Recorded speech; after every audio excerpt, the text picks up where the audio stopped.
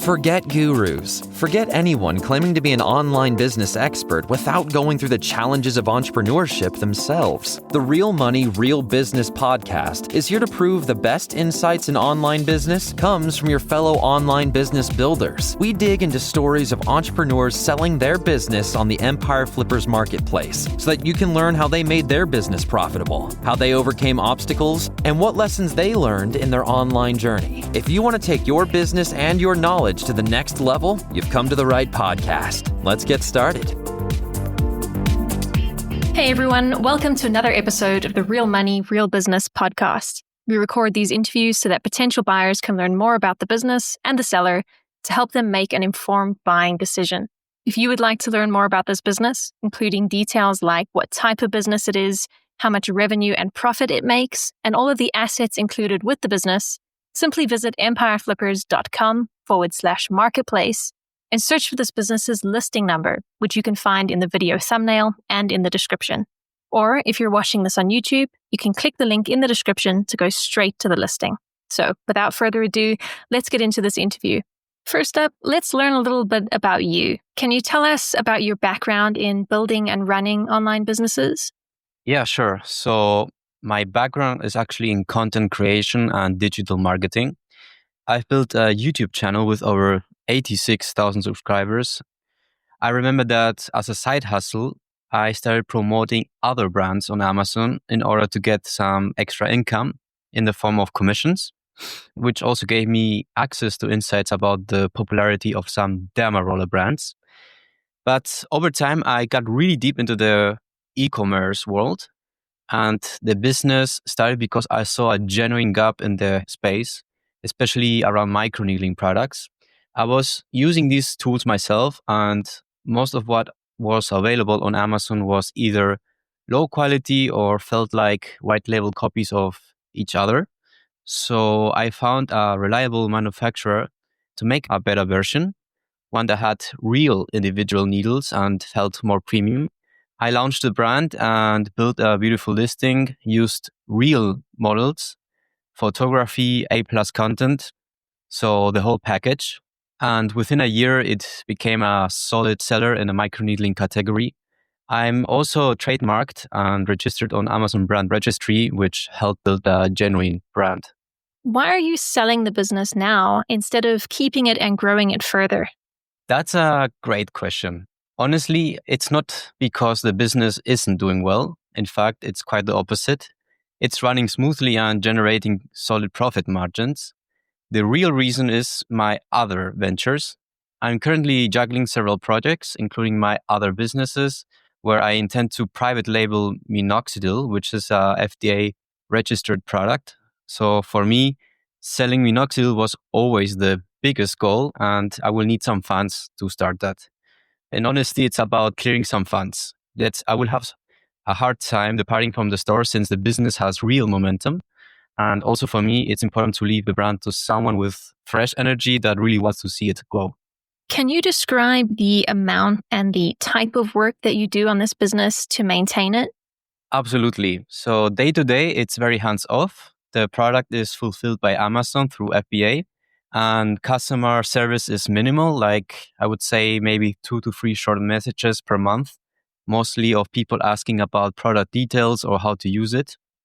I do check inventory levels about once a week to make sure we don't get out of stock, and I place restock orders with the supplier roughly every 2 to 3 months. I also run automated PPC campaigns on Amazon with the help of Seller Board, which I check maybe once a week for optimization. But honestly, they've been performing pretty steadily with minimal tweaking lately. It's also worth mentioning that I used to do all the listings, keywords, and picture designs myself. That was the part that took me the most time. But I haven't touched the pictures or keywords in 3 to 4 months. So now I would say I spent around 1 to 2 hours a week maintaining it, depending on the week. So if you were to keep this business, what are some of the ways you would try to grow it? Great question. So there are some great growth paths that I haven't had time to explore fully. The first one is expanding the product line. So customers have asked about interchangeable heads. I also see other brands like the Beard Club doing very well, since they also sell related skincare serums. These could easily be launched under the same brand. Second is the international expansion. Right now, I'm only selling in the US, but the product would do well in Europe and Canada with minimal effort. And third, the external traffic. I don't have any email list or similar. If you live in the US or are able to do so, I would also open a TikTok shop, definitely. And at last, I think you could also partner with influencers in the beauty niche, since this is a very premium and viral material product. So if I were keeping it, I would definitely start investing more in content, bundles, and maybe even affiliate marketing. Right. And what would you say are the biggest risks with this business that buyers should be aware of? Sure. I think with any Amazon FBA business, the main risks are platform related. Amazon can be unpredictable with policy changes or algorithm shifts. That said, the listing is fully compliant. This includes being FDA compliant, since you need to be specific about what medical marketing claims you choose or not. You can't claim that this product cures any diseases or conditions. You have to be very careful with that. But right now, all the words you see on the listing are Amazon approved. If you have any questions about that, you can also, of course, ask me or write me anytime. And at last, the brand is also trademarked, so it's protected on that front. Another potential risk is, of course, the US tariffs on Chinese goods. This is something that any seller should keep in mind, including you. So far, I've had no issues at all with that. For some reason, in the last order, the shipping carrier has been able to avoid the tariffs. This is something where both me and the manufacturer are positively surprised. But even if not, right now, the tariffs are 30% of the COGS. At its lowest price, I still get a 35% profit margin, including the tariffs. And if you were to increase the price of the products, like I did in the holiday season, it could get much higher, up to 60%. Even if the tariffs persist, the profit margin is so good that it will not really matter. And at last, another big risk is competition, since microneedling is a very popular beauty category.